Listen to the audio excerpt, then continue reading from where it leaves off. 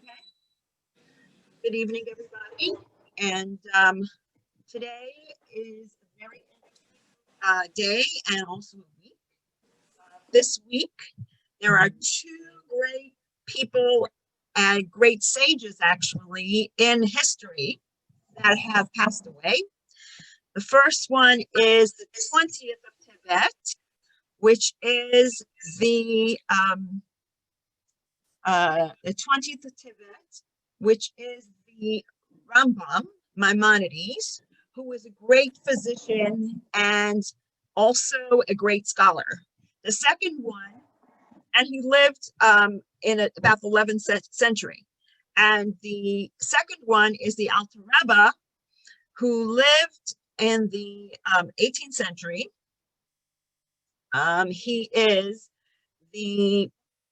He passed away also on the 24th of Tevet, which is in a couple of days. So today happens to be the 21st. Yesterday was the 20th.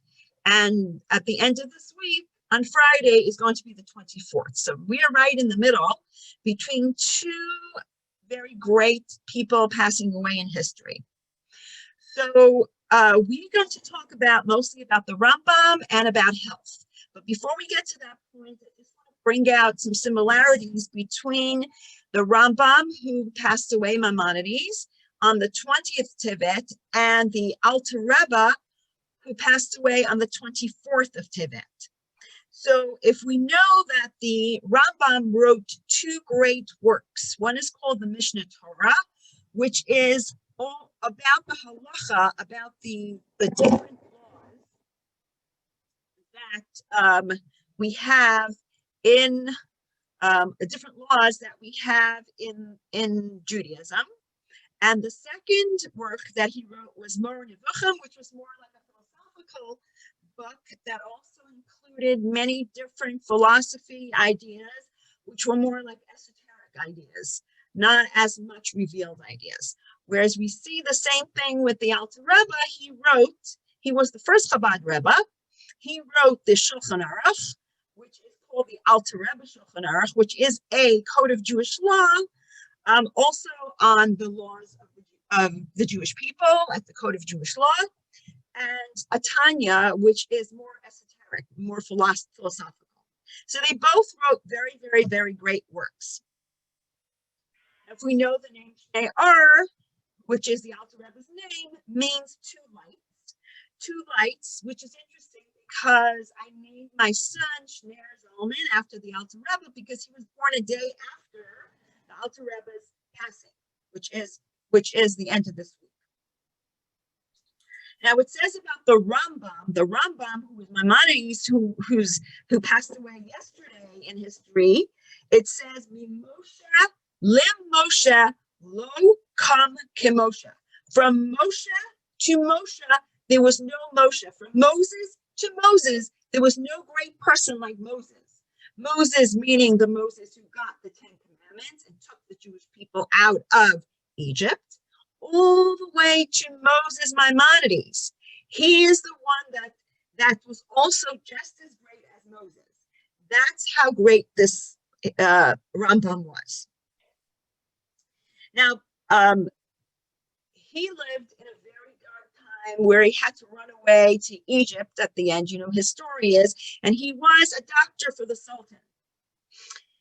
Now, there was also a very interesting letter that was written by the people from Taiman, the Yemenites, that they wrote to the Rambam and they said, "We're very upset. There's so many Jews here that are converting to Islam. We're really upset about it." But the Rambam, Maimonides, who is actually a very, very amazing person and loved the Jewish people so much, he said, "You know what? At least Muslims, they don't believe in idolatry, that they still believe in one God." So he was actually he was great himself, but he loved others just as well.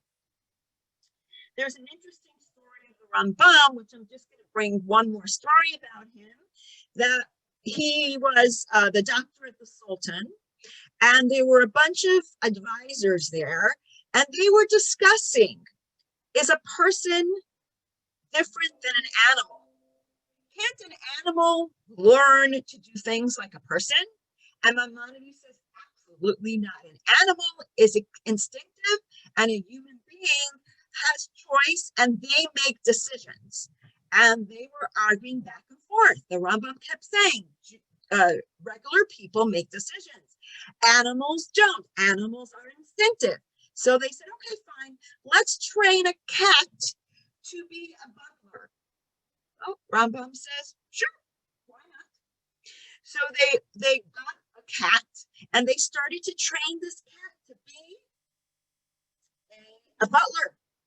And Rambam came in one time and he sat down in a chair, and the butler, supposedly cat, was serving him food.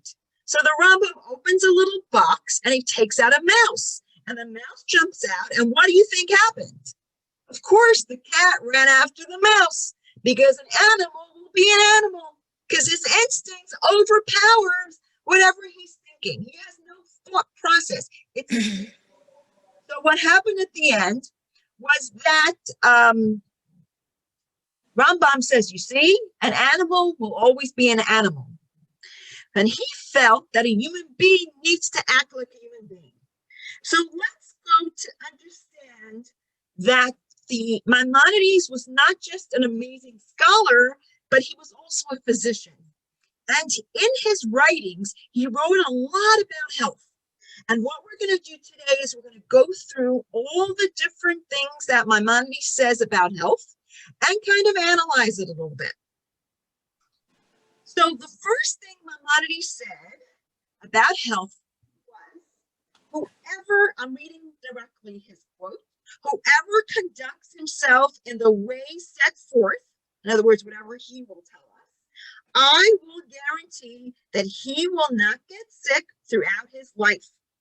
He will be free of doctors, and his body will be in perfect shape and remain healthy all his life. So this was Maimonides' way of saying that if you follow his protocol, you will be more healthy and be able to be strong all your life and not have to go and see doctors. Okay, so one of the top things that Maimonides says is a person should eat only when he's hungry and drink only when he's thirsty. Now, our brains as humans, a lot of times we eat not because we're hungry. Why do we eat? We eat because we want something good. We're looking for something sweet, or we're looking for something good, or we might be bored. We have nothing to do. So we just keep munching on something without even paying any attention to it. That's what the Rambam is referring to. Only eat when you're hungry and drink when you're thirsty. Because if you don't do it that way, you're going to keep eating the whole day, nonstop. He also said in his Hilchos Deos, which is his laws, he talks about diet in the middle of talking about emotional development and personal improvement. He says our learned perception. So in other words, emotional development and personal improvement are learned perceptions. In other words, when we get into an emotion or we learn something or we see something with our eyes in a different way,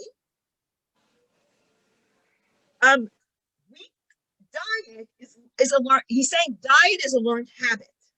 And perception, we see the food and it triggers our appetite to foods that we are used to. So when we see the food, we get an appetite, not because we're hungry, but because our perception shows us something, and also our emotions want to eat because we're in a good mood, or we're in a bad mood, or we're in a fun mood, or whatever it is. That's where our food goes. So in other words, what he's saying is that it's not just about physical hunger. It's about getting involved with your emotion and your habits. And it's how you see things. That's when you start eating. If I see a delicious chocolate cake, I want to eat it, not because I'm hungry, because I have a perception that this is so good that I have to eat it. But then the Rambam says that if you take these ideas, let's go into this in more detail. Let's really get down to it and understand how to deal with health. So he says that the world has 6 ideas when it comes to health. In all the different books, this is what it says. First of all, the first one is quality of ear. If depending on what kind of ear you have in your area, that's how you eat. Second is what other aspects have to do with food, type of food, the type of food that we're eating. The third one is the emotions, like we discussed a few minutes ago. The fourth one is about exercise and how long you should be resting. The fifth one is sleeping and waking. And the sixth one is excretion and intention. Okay. So then the Rambam goes into more detail. This is what he says. A person who exercises and exerts himself greatly does not satiate himself and he has loose bowels, and his strength will increase even are eaten. I think Julia forgot to put on her. Okay. So again, a person who exercises and doesn't overeat, he's the person that will increase in his strength.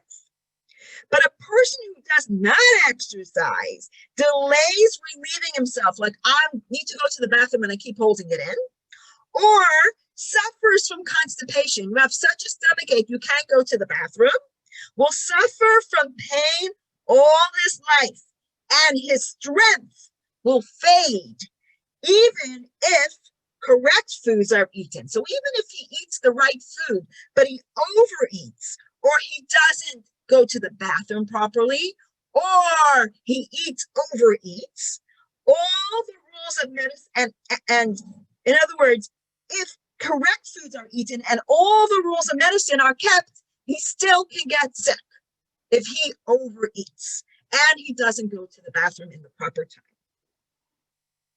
And then he says again about overeating. Think about this. The Rambam is talking mostly about overeating.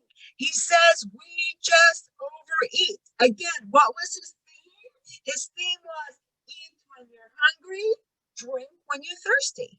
So when he goes into these other points, he's always going to that point that overeating is a problem because we only need to eat when we're hungry. He says again, overeating is like poison to the body and is the main cause of illness. So the fact that we eat too much food makes us sick. I know it's very difficult to accept, but many people, especially Jewish people, overeat because they're afraid that they're not going to have enough food. Maybe they'll be sick because they didn't eat the right amount of vitamins. Rambam says differently. He says, if you eat too much, it will be poison to you. In other words, it's the opposite. It's not about looking for the right foods as much as it is, do not overeat. Do not overstuff yourself. Yet, he says, most illnesses are caused by unhealthy food or by gorging oneself and overeating. Again, he goes back to the overeating. But he does mention the unhealthy food. In other words, for him, in a way, it's worse to eat good food. No, it's worse to eat good food, right? Oh, it's worse to eat good food than eat bad food. So in other words, it's worse to eat good food and overeat than eat bad food and undereat. So we'll explain to you in a minute what that means. Lapayal. Lapayal means to exact what we should do, action. Then he goes and he says, these are my 4 main topics about food. Food quantity, exercise, food quality, and waste management. So he has these 4 things that he is telling us that we have to pay attention to. We have to pay attention to the quantity of the amount of food, which you talked about a couple of times. Exercise, how we exercise, when we exercise, what we exercise. Food quality, how good the food is, and waste management. What are his top 2? We said before, food quantity and exercise. Those are the most important things. How much you eat and how much movement you do. And then he goes into this thing. All physicians agree that eating small quantities of bad food is less harmful than overeating good and healthy foods. Why? When a person eats bad food without satiating himself, the food are digested well, meaning that the organs obtain some sort of nourishment from some part of the food. Now, I understand in the time of the Rambam, this made a lot of sense, that we eat not such good food, but there are vitamins in those not such good food. Guess what, guys? Nowadays, there is a lot of food that have absolutely nothing in them. Think about it. What? Flour. What does white flour have in it? There's no vitamins. There's nothing in it. When you eat it, it's coming into your body and it doesn't give you a drop of nourishment. Sugar. White sugar. Absolutely no nourishment in it. You know, there are foods that we eat all the time and give no nourishment. The Rambam was saying in this case, okay, so you'll eat the bad food. If you don't eat too much of it, at least some of the vitamins will come into your body. At least there'll be something inside. Guess what, guys? There's nothing inside nowadays. There is so much food out there. Preservatives. What do you have in preservatives? In additives. What else is there? Artificial colors, artificial ingredients, even natural flavors doesn't have so much stuff in it. Actually, natural flavors could be grape and it could be other things with it. So those are things that are unhealthy, but he's saying that it will expel the rest of it from your body if you don't eat too much of it. But I still say again, yes, that's for the time of the Rambam, because there was always something that can nourish you a little bit. But in America, it doesn't happen. It's not like that. So we can't really say that some little bit will be ingested and will go to us and the rest will be out. It doesn't work like that with the kind of foods that we have nowadays. So he's saying here that the quantity of food is most important. It still holds today.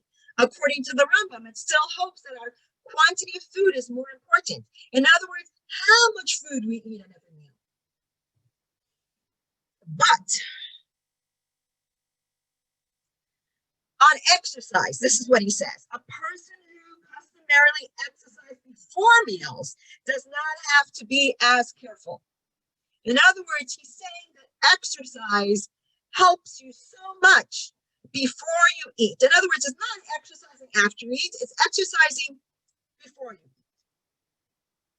And then he says about relieving yourself, he says, constipation, when you have constipation, it's time that illness is approaching. It is an absolute time that you are getting sick when that happens. So first we said that food quantity and exercise is the most important. Then we have food quality and waste management. Still paying attention to the quality. Foods are not the same, but also think about it this way. For each person, the food could be different. Like if you take a Hindu that eats fish and vegetables every single day, if we ate that, we would probably be sick. So you also have to understand that each person or each type of person has different types of food that works for them and that doesn't work for them. Not everybody has the same food that works for them because people are different. Some people are more cold-blooded. Some people are more warm-blooded. Some people, have different types of blood types. I mean, those are also different types of food that we eat. So each kind of person also, there's so many new foods that are discovered nowadays. So the question is, can we eat it or not? So here's how I break it up. Okay, so it's about how many meals you eat. It's also what you eat at the meal, and also what you eat between the meals. So the snacking between meals could be a problem. My synopsis of it is that we need to try to take one helping of food every time we eat. In other words, a protein and a vegetable.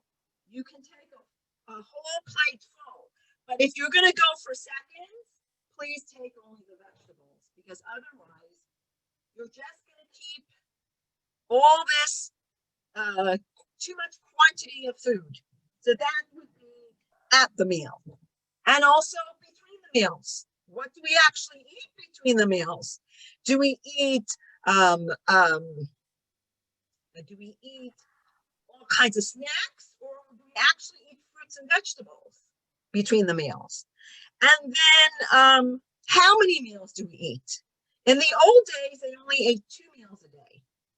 But I guess we can eat 3 meals a day if we're careful with what we eat. Okay. That is about the physical. Now, the physical is something that we need to make ourselves as a habit, because we are the creatures of habit. So what does the Rambam say about habit? One of the most powerful forces of the human nature is habit, irrespective of whether these are actions or preconceived perceptions. For instance, an example would be, a person might choose bad foods to which he is accustomed over good foods to which he is not accustomed. It is habit. This is how we do it. We know that many times we might have pain, heartburn, but we still go back to the same foods over and over and over again. The funny story, I remember when I was in New York, my mother wasn't feeling well. She went to the hospital then, and they told her that it had to do with food that she ate. She came home the next day. Of course, she would be more careful with her food. But she has a habit of eating certain types of foods. So after a few days, she just went right back to eating whatever she was eating. So what do we do about this? This is not a very easy thing to deal with. How do we deal with eating properly and exercising? Because everybody hears all the diets in the world that you can listen to. You hear it all over Facebook and all over Instagram and all over YouTube. I have this diet, I have that diet. And you try the diet, you do it for a few months, and then you get off of it. Why? Because you only worked on the outside of yourself. You only tried to change your food. And because you didn't work on the inside of yourself, you definitely can't change that. So here's what the Rambam has to say about how are we going to change. Okay, fine. We need to eat healthy. We all agree with that.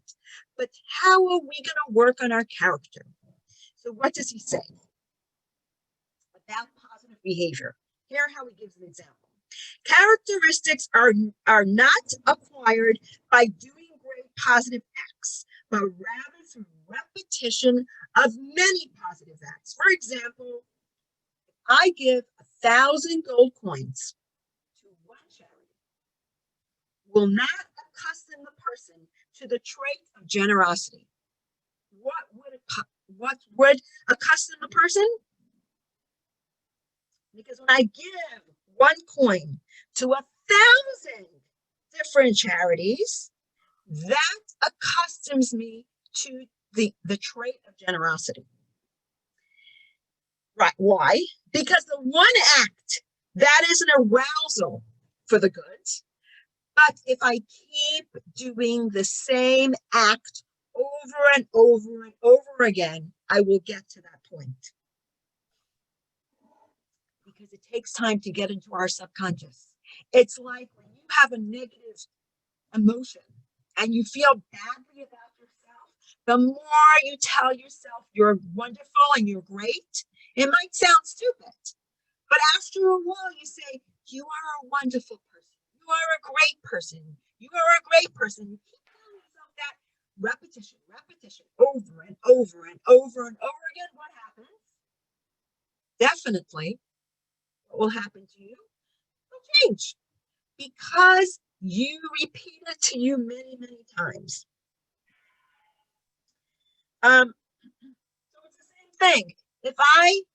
In the Gemara, it says that if you study 100 times, you're a regular person. If you do 101 times, you're an amazing person. Why? Because the norm was to do 100 times.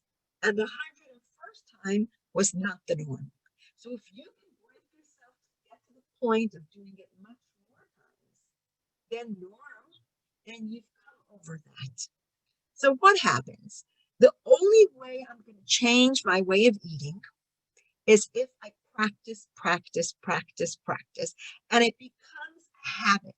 When something becomes a habit of mine, then I'm going to change.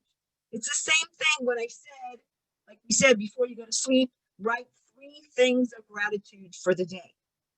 If I'm just going to write those 3 things and I'm going to forget about it the next day completely, but if I'm going to keep doing that every single night, I'm going to write 3 things that I see in my life which was positive, and I have gratitude for them.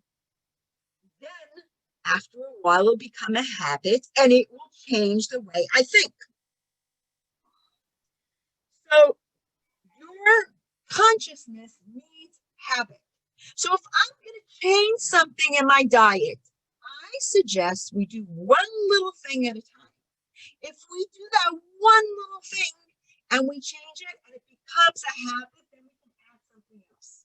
Like, let's say the first thing was, I do not eat things that contain, oh, that's a big one, sugar. That's a huge one. Do something a little smaller than that. I do not eat at night any kind of carbohydrates before I go to sleep. That's the first thing. And I do it every night. And I tell myself, I will not eat carbohydrates before I go to sleep. I will not eat carbohydrates before I go to sleep. And you do it day after day after day after day. Then it becomes a habit. Then you've taken that small little thing and changed yourself. So in other words, as you learn new habits, you will not go back to the old habits. Let's say I want to exercise. I'm going to do a 40-minute workout in the morning. I'll never do it again. But if I'm going to do 5 minutes every morning or every other morning, then after a while, I get used to the 5 minutes. I will add to 6 minutes and 7 minutes and 8 minutes. Why? Because I'm doing it slowly. I'm tricking myself. In other words, it is becoming my habit. I get used to it.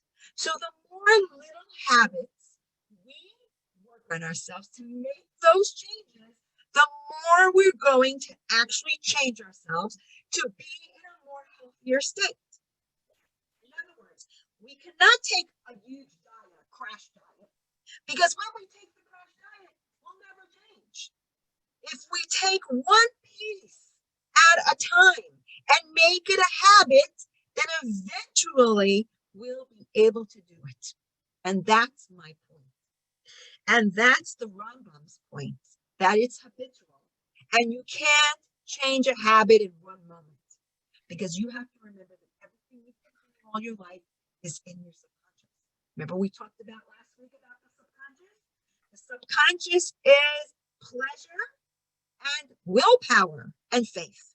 So if I have willpower and faith every single day, and I take one little step at a time, like Ava said, baby steps. Thank you. If I take those baby steps, then I will be able to change. I just jump and I run and I fly and I do a crash diet, or I weigh myself every morning on the scale. You're never going to lose weight. But if I take one of the habits that I have and I make those baby steps, and little by little by little, I make those changes. It's just unbelievable at how it can change your life. I know from my own self, when people say, "Oh, you don't gain so much weight. What's going on?" Blah blah blah. It took me years until I figured out how to get on a complete diet. I used to do one little step at a time. I changed one little thing at a time, because if you do it all of a sudden, it doesn't work. And that is the thing. The other thing that I find is that if you're a more spiritual person and you take this point, every time you're ready to eat something, you say a blessing right before you eat it. Conscious blessing. You'll think twice if I should eat it or not. Because what happens is if you grab something in your mouth right away, it makes it much harder. So one is baby steps. The second way is making the blessing, because by making that blessing, you're just eating conscious food. You're being conscious of what you're eating. And this is very important, because we can only serve God without this food. So it says, so the Rambam actually at the end of his whole talk about health and about all these things, he said that the only way we'll get to perfection with health, with everything else, will be at the time of Mashiach.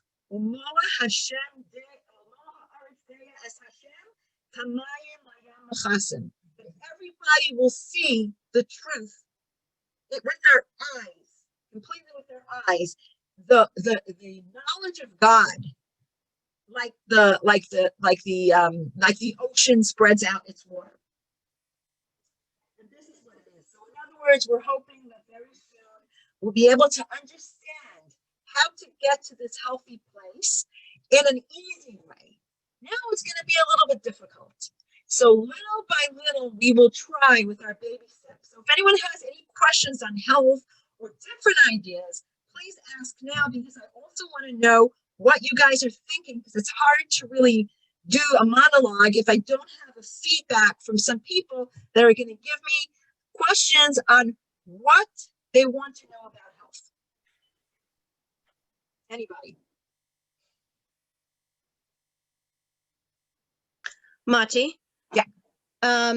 Would you be willing to maybe do a class with us sometime, that maybe to help teach us some of the different food blessings? Okay, so this was more of an introduction. So we can do food blessings, and we can also do what kind of foods are good to eat and what actually helps you stay healthy. Because there's a lot out there that, every time you listen to the news, you have different foods that they tell you is good and bad for you. So go to any diet, you'll see some people say eat all fruits and vegetables. Other people say, well, certain vegetables are not so good for you. Or they'll say tomatoes are no good for you, or this and that. So you have to be able to stick to the right type of diet. And you're right, we should do blessings on food. That's a great idea. That is definitely a great idea. Anybody else have any other questions? Okay, what I'm going to do is I'm going to close the recording. So when you do, Mattie, when you do DNA,